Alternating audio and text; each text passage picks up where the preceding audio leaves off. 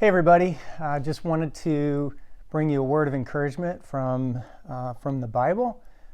I think what I read this morning really reminded me of some things, changed my perspective on some things, and just shifted my focus a little bit, because even in ministry we can make certain things out to be bigger than they need to be. You know, I think the Christian life, as Tim Keller says, is about having all of our loves in the right order. You know, Jesus said that the most important commandment was love the Lord your God with all your mind, heart, soul, might, strength, right? Everything we have, everything we are, we should love God above all else. And sin isn't always doing bad stuff. It's actually doing good stuff, but in the wrong order and having the wrong priorities, that I might love something that should be in the number 10 spot more than God. So the Christian life is really about reordering our loves to love the Lord above all else, to love our neighbor as ourselves, and then have everything else fall into place after that. But I read this verse this morning. It said this, Hebrews 13:5-6 says this: keep your life free from the love of money. Be satisfied with what you have, for God himself has said, I will never leave you nor abandon you. Therefore, we may boldly say, the Lord is my helper. So I saw three things here. When I read this, I just kept thinking about this passage over and over. Keep your life free from the love of money. It doesn't say keep your life free of money. Money's not the evil. It is our love of money. It's that we have ordered our loves improperly.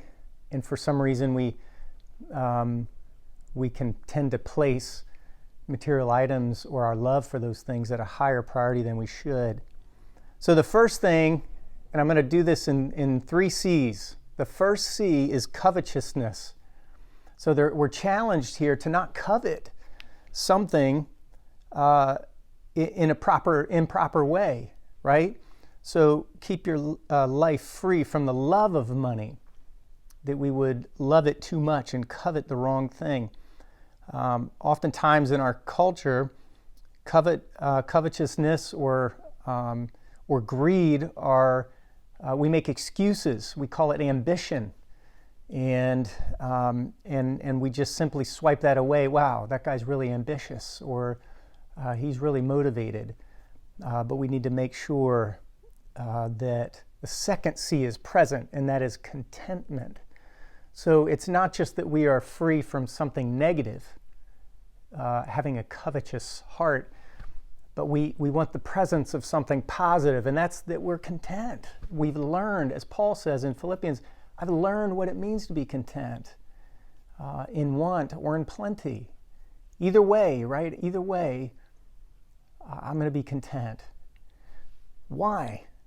Be satisfied with what you have, for he himself, God himself, has said to us, I will never leave you and I'll never abandon you. So the reason for our contentment is that regardless of our circumstances, we have the greatest possible treasure in Jesus Christ himself. If you are in Christ, you have all of him within you. If you are in Christ. So that's our reason to be content. And contentment has so much more than who you are on the inside than what you have on the outside. It's not about what you got, but it's about who you have residing in your heart, Jesus himself. But here's the third C, which I think is so great, and I never saw this until this morning. Verse 6 says, so we may boldly say, the Lord is my helper. And so there's confidence. So not just the absence of a negative, don't be covetous, don't covet, but be content. Why? Because we have God. And not only be content, but be boldly, be confidently content. confidently say, the Lord is my helper. You know, it's strange that we put our faith in so many things that disappoint us over and over again. But you know, God will never disappoint us. And I am wrestling right now with several things in my life and in my ministry. And that has been my prayer. Lord, let me see you in the right light of who you are. You are sovereign God. You know what I'm dealing with. You know my failures. You know my shortcomings.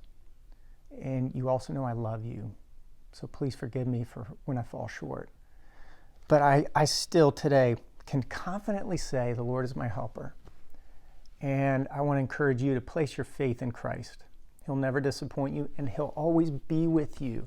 So even if you don't have that thing that you're praying about, God, give me that job, or give me that house, or give me that different situation, or even if you don't have that external thing you're praying about, you have the riches of Christ already within you if you are in Christ.